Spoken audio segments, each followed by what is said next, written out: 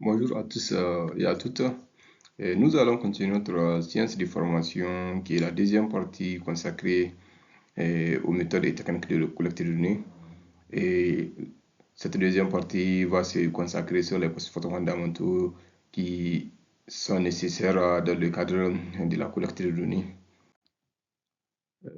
Nous allons voir c'est quoi les données. Il faut noter que les données sont des faits, des chiffres, des observations ou des enregistrements qui peuvent se présenter sous diverses formes telles que des images, des sons, des textes ou mesures physiques telles que le poids, la distance, la taille, etc. Il faut noter que les données constituent la base de toute analyse statistique et peuvent être classées en données brutes qui sont non organisées, non traitées et données traitées et qui ont été analysées, interprétées. Nous allons voir les types de données. Il faut noter qu'il y a deux types de données. Il y a des données qualitatives et des données quantitatives. Les données qualitatives représentent des informations mesurables, exprimées en chiffres ou en nombres. Elles répondent à des questions comme combien, à quelle fréquence. L'utilité de ces données est qu'elles permettent d'identifier les tendances et analyser les relations entre les variables. Elles permettent aussi de prévoir des événements futurs à l'aide de modèles mathématiques. Elles permettent aussi de soutenir des décisions avec des preuves chiffrées et objectives. Elles contribuent à la formulation des politiques et à l'amélioration des processus. Ils peuvent être classés en données discrètes, continues.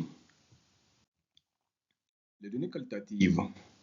Les données qualitatives représentent des informations descriptives, non mesurables, non numériques, donc des informations qui sont sous forme de texte, et elles répondent à des questions comme pourquoi, comment, quelle fréquence. L'utilité de ces données est qu'elles permettent une exploration en profondeur des motivations, des croyances ou attitudes des individus. Elles fournissent un contexte riche pour une interprétation des données quantitatives. Elles aident à formuler des hypothèses ou des théories en phase exploratoire. Elles permettent de soutenir la prise de décision dans des situations complexes ou sensibles. Ces données sont classées en nominal, ordinal et binaire.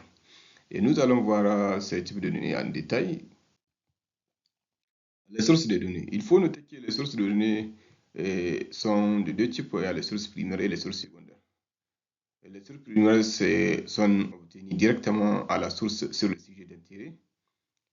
L'exportabilité, si on peut le dire, et la fiabilité de ces données dépendront de la méthode utilisée, du moment de la collecte, de la compétence du personnel chargé de la collecte. Il faut noter que la collecte directe des données est l'une des tâches les plus difficiles et les plus importantes qu'un chercheur puisse entreprendre. Les avantages des données des sources primaires sont: le chercheur a confiance dans les données collectées, le rapport d'enquête est généralement complet, généralement très complet, une copie des questionnaires ou des guides utilisés est souvent jointe. Et les inconvénients est que la méthode de collecte est chronophage, c'est-à-dire que ça prend beaucoup de temps et la collecte est très coûteuse, elle nécessite beaucoup de main-d'œuvre. Les données de sources secondaires, elles sont obtenues à partir des sources existantes, publiées ou non, comme les divisions statistiques, les banques, les compagnies d'assurance, les médias, les institutions de recherche. Les avantages sont que les données sont peu coûteuses à obtenir. Et la collecte est moins chronophage, c'est-à-dire qu'elle ne prend pas beaucoup de temps. Et les données sont facilement disponibles. Et pour ce qui est des inconvénients, c'est qu'elle peut être mal utilisée, mal interprétée ou dénaturée. Et parfois sont difficiles d'accès à cause des procédures administratives. Elle ne répond pas aux besoins spécifiques du chercheur. Parce que la méthodologie de la collecte n'est pas du tout connue. Impossible de vérifier la précision et la fiabilité des données. Des erreurs peuvent être glissées lors de la transcription des données. Nous allons voir maintenant les échelles de mesure. Il faut noter que nous avons deux types d'échelles de mesure qualitative et échelle de mesure quantitative. Et les échelles de mesure, comme leur nom indique, échelle de mesure qualitative, ils portent sur les données qui ne peuvent pas être mesurées, des données de type texte. C'est pourquoi nous avons les échelles de mesure nominales, ordinales et binaires. Les échelles de mesure nominales, c'est la forme la plus élémentaire de mesure. Les chiffres sont utilisés uniquement comme étiquette. On pourrait aussi bien utiliser des lettres ou des mots.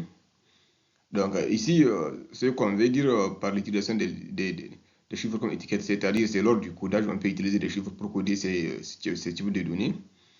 Et il faut noter que ces données n'ont pas d'ordre ni de direction, parce que vous ne pouvez pas dire que dans le cas par exemple de l'échelle de mesure, si on peut le dire sexe, ou bien de la variable sexe qui a deux valeurs, mâle ou femelle, vous ne pouvez pas dire que le mâle est premier ou bien la femelle est primaire. Il faut noter que ces données seront à classer des éléments sans autre propriété. Et ce type de données est utilisé à des fins de classification et regroupement. Exemple, les groupes ethniques du Nigeria, Ibo, Yoruba, Hausa, Ibo. Nous avons aussi l'exemple du variable sexe qui est mâle et femelle. Nous avons aussi le statut matrimonial, marié, non marié, célibataire, etc.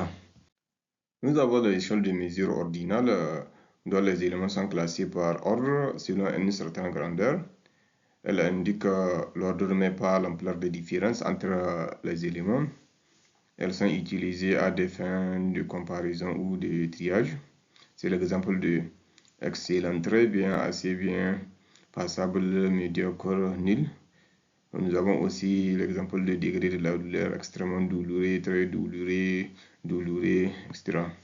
Nous avons aussi une autre échelle qui est l'échelle binaire ou dictonique. Il n'y a que deux catégories, par exemple oui ou non, présence ou absence d'une maladie, vrai ou faux, etc. Les échelles de mesure continues d'intervalle permettent de mesurer l'ampleur entre deux observations. Elles sont supérieures aux échelles nominales et ordinales, et il faut noter que les distances entre les classes sont égales, et les opérations arithmétiques sont possibles. Et il faut noter aussi qu'à le point 0 est conventionnel et non absolu, et ces types de données sont utilisés pour évaluer le degré de différence entre les valeurs. Nous avons l'exemple comment évaluerez-vous votre situation financière actuelle par rapport à votre situation financière avant votre départ sur une échelle de 1 à 10. Et quand vous prenez ici, si vous sélectionnez, c'est ça qui indique votre situation. Chaque valeur que vous prenez indique votre situation. Nous avons aussi les échelles de mesure continues du rapport. Ces échelles de mesure du rapport, c'est la plus élevée des échelles de mesure. Donc, c'est qui veut dire que cette échelle de mesure est plus élevée que les échelles de mesure ordinales, nominales, binaires et échelles de mesure aussi d'intervalle. Donc, elle suppose un ordre, une égalité d'intervalle, égalité de rapport et dispose un zéro absolu. Toutes les opérations arithmétiques mathématiques sont applicables. Elles sont principalement utilisées en sciences physiques et naturelles. Elles sont utilisées pour comparer des mesures sous l'angle des rapports. C'est l'exemple quels ont été vos revenus le mois dernier à noter. Un revenu annuel de 200 de 20 000 dollars du mois est 4 fois plus élevé qu'un revenu annuel de 5 000 dollars. Les échelles de mesure quantitatives discrètes, elles prennent des valeurs entières et dénombrables comme je l'ai mentionné précédemment et elles résultent d'un processus de comptage et est utilisé pour évaluer le degré de différence entre les valeurs. Exemple, nombre d'enfants, nombre de pièces et le nombre d'élèves dans une classe. Et ici, il faut comprendre que, par exemple, quand on prend le cas du nombre d'enfants dans une classe, vous ne pouvez pas dire qu'il y a 12,5 enfants dans une classe. Donc, le nombre doit être entier, c'est soit 13 ou 12 pièces, ou 13 enfants, ou 14 élèves. Le nombre, ça doit être entier. Voilà, nous allons continuer maintenant sur les différents types de variables. Il faut noter qu'il y a 5 types de variables. Il y a les variables qualitatives, les variables quantitatives, les variables d'indépendance, les variables de dépendance et les variables de contrôle. Ces 5 types de variables sont les plus utilisés dans le cadre de toute recherche. Et une variable, il faut noter que c'est une observation d'un individu qui présente certaines caractéristiques. Voilà. Nous allons maintenant commencer sur les variables qualitatives. Ces variables expriment les qualités ou des catégories et ne sont pas mesurées numériquement. Ils sont classés en 3 types. Nous avons les variables nominales qui n'ont pas d'ordre entre les catégories. Exemple de la variable sexe qui présente 2 valeurs masculines et féminines et la variable couleur des yeux qui peut être bleu, vert, marron, etc. Nous avons aussi la variable ordinale. qui ont un ordre ou un classement. Exemple, le niveau d'éducation primaire, secondaire, supérieure, l'intensité d'une douleur, par exemple faible, modéré, sévère. Nous avons aussi les variables binaires ou dictoniques. Ce type de variables n'ont que deux catégories, par exemple oui ou non, présence ou absence d'une douleur, vrai ou faux.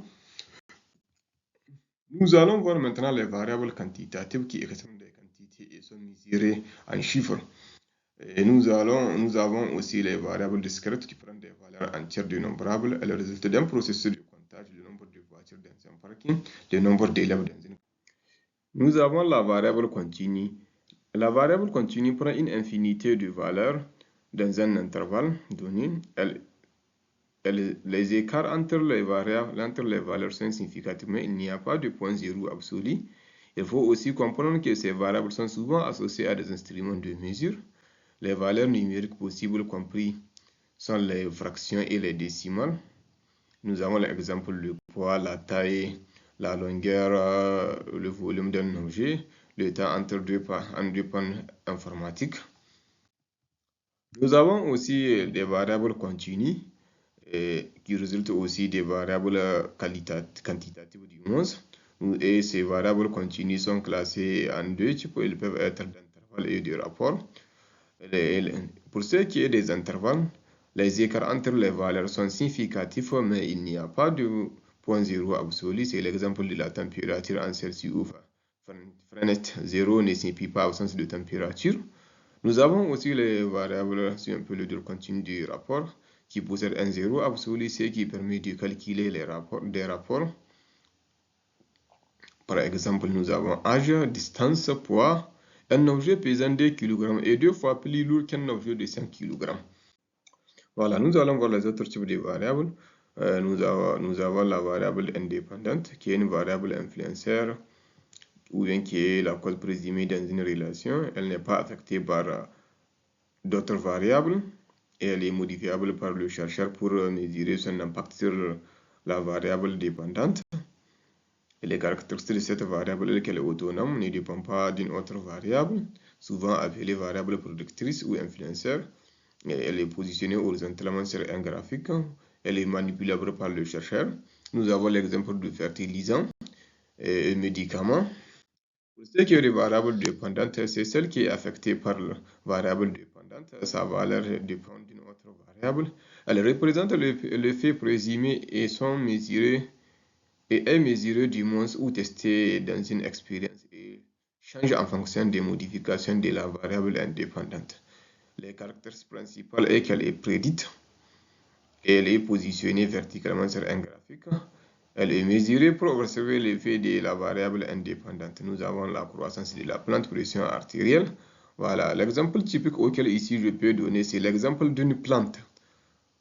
On souhaite que la plante est notre objet d'étude. Maintenant, nous avons la dose d'engrais et nous souhaiterons mesurer, si on peut le dire, l'effet de la dose d'engrais sur la croissance de la plante. Maintenant, on suppose qu'on souhaite apporter NPKA, 5 g de NPKA à la plante et enfin, on va mesurer, si on peut le dire, la croissance de la plante. Il faut comprendre qu'ici, notre variable indépendante, c'est la dose d'engrais parce que c'est ça qu'on peut manipuler. Au lieu de 5 g d'engrais, on peut apporter 10 g d'engrais. Et maintenant, après, on va mesurer, si on peut le dire, la variable indépendante, dépendante du moins qui est de type quantitatif. On mesure ça avec un appareil de mesure. Et cette variable-là, c'est ça notre variable dépendante. Nous avons aussi une autre variable qui est la variable de contrôle, celle que le chercheur maintient constante tout au long d'expérience. Le but est de s'assurer que les résultats observés sont bien dus à la manipulation des variables indépendantes et non à d'autres facteurs. Elle est maintenue constante pour éviter qu'elle n'influence les résultats de l'expérience. Caractéristique principale est qu'elle est maintenue constante tout au long de l'expérience. Cela vise à éliminer les influences externes sur les résultats, permet d'isoler l'effet de la variable indépendante. Nous avons l'exemple de la température, humidité, pression atmosphérique, luminosité, régime alimentaire.